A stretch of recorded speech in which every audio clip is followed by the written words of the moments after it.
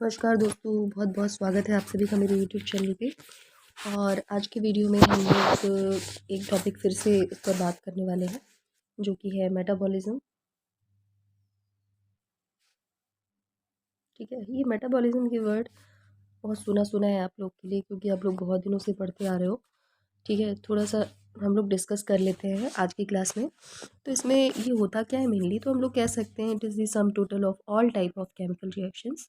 ठीक है, जितने भी केमिकल रिएक्शन होते हैं उसका सम टोटल होता है according individual due to specific interactions amongst different type of molecules in the interior of cells is called metabolism. ठीक है, हमारे सेल में के इंटीरियर में होता है ना। इतना तो सभी को पता है। तो इसे हम लोग क्या बोलते हैं, metabolism is of an organism including growth movement development reproduction etcetera are due to metabolism. जितनी भी एक्टिविटी होती है ऑर्गेनिज्म के अंदर, जिसमें कि हम लोग क्या बोल सकते हैं, ग्रोथ है ना, मूवमेंट्स, डेवलपमेंट, रिप्रोडक्शन। तो ये जितनी चीज़ें होती हैं ये सब किसकी वजह से होती है, मेटाबॉलिज्म के कारण ही होती हैं।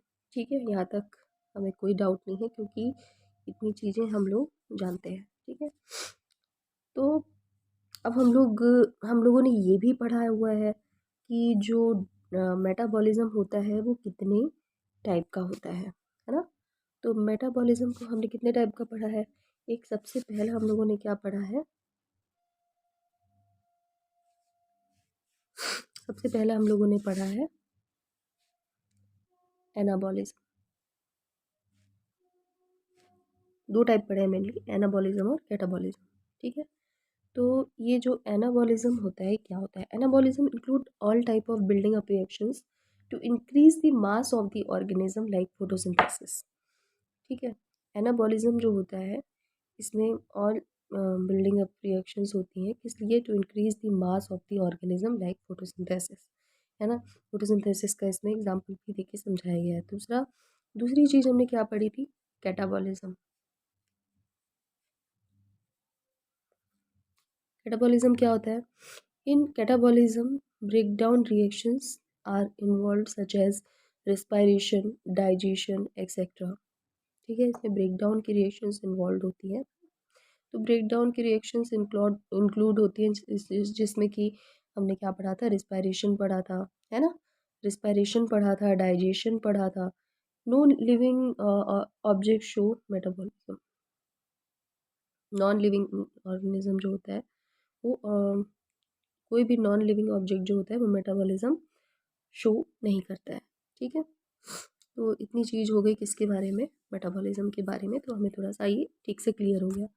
ठीक है, अब हम लोग अगली चीज़ की बात करते हैं, जो कि है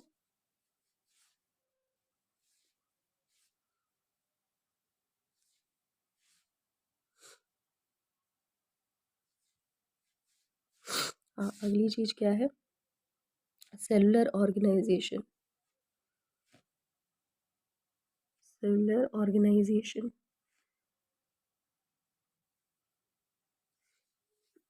the cells are the building block of all living things, whether plants, animals or humans. ठीक है, the unicellular organism are made up of single cells.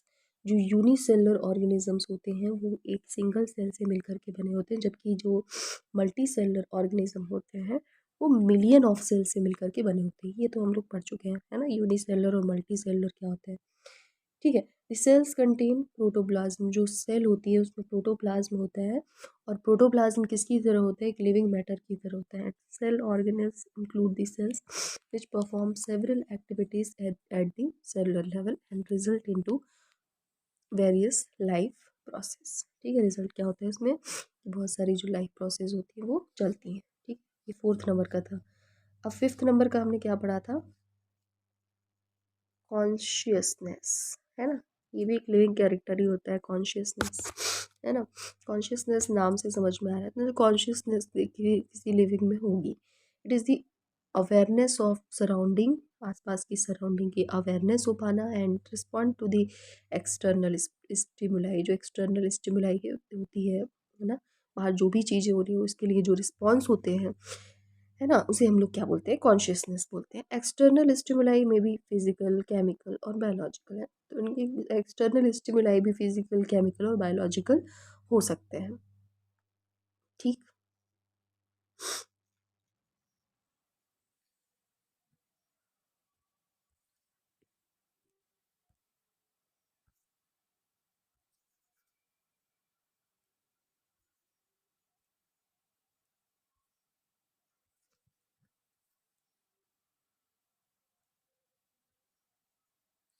ठीक है, इसके बाद plants also respond to stimuli like light, water, है ना, gravitation, pollution etcetera. जो हमने प्लांट होते हैं, प्लांट भी तो रिस्पॉन्ड करते हैं, तो एनिमल की बात की थी, है ना, तो प्लांट भी क्या करते हैं, जो प्लांट भी जो होते हैं वो रिस्पॉन्स करते हैं स्टिमुलाई के लिए, जैसे कि light, water, gravitation, pollution etcetera, है ना, इतनी चीज़ों के लिए रिस्पॉन्स करते हैं। All living organism prokaryotic to eukaryotic response to different kind of stimuli, है ना, जितने भी ऑर्गेनिज्म होते हैं प्रोकैरियोटिक से लेकर के यूकैरियोटिक तक, वो सब रिस्पॉन्स करते हैं डिफरेंट काइंड ऑफ स्टिमुलाई के लिए। ठीक है, अब बात करते हैं ह्यूमन बीइंग की। तो human being is the only organism who is aware of himself, consciousness therefore becomes the defining property of living organism. ठीक है, तो ये सारे हमने क्या पढ़ लिए, ये सारा हमने पढ़ लिया, क्या चीज़, कैरेक्टर पढ़ लिया, और कैरेक्टर हमने किसके पढ़ लिए, लिविंग ऑर्गेनिज्म का, मतलब लिविंग ऑर्गेनिज्म में क्या क्या कैरेक्टर होने चाहिए। तो थोड़ा सा एक बार मैं सबके नाम फिर से बोल देती हूँ ताकि थोड़ा सा क्लियर रहे, है ना। सबसे पहले हमने ग्रोथ के बारे में पढ़ा था, है ना, तो ये जो ग्रोथ का जो कैरेक्टर है वो सभी लिविंग ऑर्गेनिज्म में होना चाहिए। ठीक है, दूसरा चीज़ क्या होना चाहिए, जो रिप्रोडक्शन है ना, रिप्रोडक्शन सभी लिविंग ऑर्गेनिज्म में होता है ना। इसके बाद आज की क्लास में हमने बात की थी, ये सारे हम पहले की क्लास में डिस्कस कर चुके हैं, तो अगर आपको देखना हो तो आपने प्रीवियस वीडियोस देख सकते हैं। इसके अलावा हमने पढ़ा मेटाबॉलिज्म, जो हमने आज की क्लास में पूरा कवर किया, है ना, और इसमें हमने दो चीज़ और पढ़ी, एक हमने एनाबॉलिज्म के बारे में पढ़ा, और दूसरा हमने किसके बारे में पढ़ा, कैटाबॉलिज्म के बारे में पढ़ा। ठीक है, इसके बाद हम बात करते हैं, और हमने आज क्या पढ़ा, फोर्थ नंबर में हमने पढ़ा सेलुलर ऑर्गेनाइजेशन, है ना, तो ये भी एक लिविंग ऑर्गेनिज्म में पाया जाने वाला कैरेक्टर है।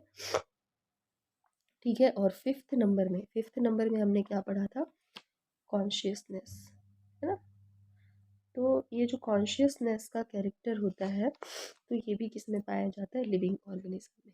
तो ये पांचों कैरेक्टर हम पढ़ चुके हैं जो कि किसी लिविंग ऑर्गेनिज्म में पाए जाते हैं। अब थोड़ा सा एक चीज़ हम लोग और डिस्कस कर लेते हैं, है ना, एक चीज़ और क्या डिस्कस कर लेते हैं जो कि ज़रूरी है थोड़ा समझना, है ना, कि किसी भी लिविंग ऑर्गेनिज्म में कौन कौन से कैरेक्टर डिफाइनिंग है और कौन कौन से कैरेक्टर डिफाइनिंग नहीं है ना, तो ये भी एक ज़रूरी पॉइंट है, पूछा जाता है कई बार एग्जाम में, तो है ना। तो जो ग्रोथ होता है, ग्रोथ कैसा होता है, नॉन डिफाइंड कैरेक्टर होता है, कैसा होता है, नॉन डिफाइंड कैरेक्टर। दूसरा हमने क्या पढ़ा था, रिप्रोडक्शन, है ना, और रिप्रोडक्शन कैसा होता है, ये भी नॉन डिफाइंड कैरेक्टर होता है। ठीक है, मैं इसे रब कर देती हूँ, हम लोग आगे के भी देख लेते हैं कि वो डिफाइनिंग है कि नॉन डिफाइनिंग है। ठीक है, तो आगे वाला देखने के लिए देखते हैं कि क्या है। थर्ड नंबर पे हमने पढ़ा था मेटाबॉलिज्म, है ना, आप लोग बताओ क्या होगा ये, सोच चुके हैं, है ना। देखो ये होता है डिफाइनिंग कैरेक्टर, कैसा होता है, डिफाइन कैरेक्टर होता है। इसके बाद है सेलुलर ऑर्गेनाइजेशन, तो सेलुलर ऑर्गेनाइजेशन क्या होता है, डिफाइन कैरेक्टर होता है। ठीक है, इसके बाद एक लास्ट बच रहा है और वो है कॉन्शियसनेस, है ना। कॉन्शियसनेस पढ़ा था।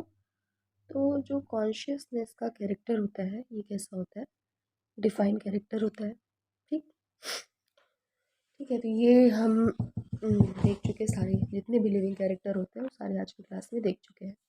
ठीक है। अब एक चीज़ और, छोटा सा पॉइंट है, ज़्यादा टाइम नहीं लगेगा और इतना आज की क्लास में हो जाना चाहिए। तो देखते हैं कि दो कैरेक्टरिस्टिक क्या होते हैं ग्रोथ के। टू कैरेक्टरिस्टिक ऑफ ग्रोथ, मतलब अगर हमसे कोई पूछे कि दो कैरेक्टरिस्टिक आप ग्रोथ के बताओ, है ना, कैसे पता चलेगा कि ग्रोथ हो रही है किसी भी ऑर्गेनिज्म में, तो इसमें दो चीज़ होती है। सबसे पहला होता है इंक्रीज इन मास, मतलब वो उसका जो मास है वो इंक्रीज होगा, और दूसरी चीज़ है increase in number of cells, मतलब उसकी जो नंबर ऑफ सेल्स होंगी क्या होंगी, इंक्रीज होंगी। ठीक है। तो ये चीज़ हमारा एक टॉपिक मतलब पूरा खत्म हो गया है, जो कि है characteristic of unique feature of living organism. ठीक है। यूनिक फीचर मतलब लिविंग ऑर्गेनिज्म के जितने भी यूनिक फीचर है उसको हमने पढ़ लिए हैं। इसके अलावा भी और चीज़ें होती है ना, लेकिन ये मेन पॉइंट थे जो हमने अच्छे से डिस्कस कर लिए हैं। और अगर आपसे भी कोई वीडियो पसंद आया तो प्लीज़ इसे लाइक, सब्सक्राइब और शेयर करना ना भूलें। Thank you, keep watching.